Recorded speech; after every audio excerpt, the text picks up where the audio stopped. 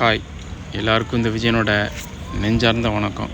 இன்றைக்கான நம்ம குட்டி கவிதையோட தலைப்பு சுதந்திரம். விடிந்தால் சுதந்திரம், இயந்திரமாய் உழைக்கும் எனக்கெதற்கு இந்த நாள்.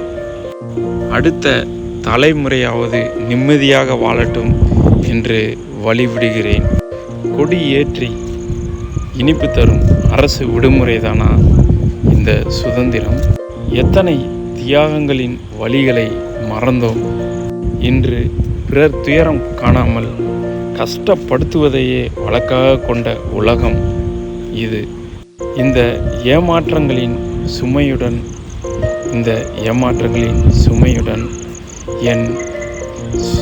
என் சுயமரியாதையையும் இழந்துவிட்டேன்.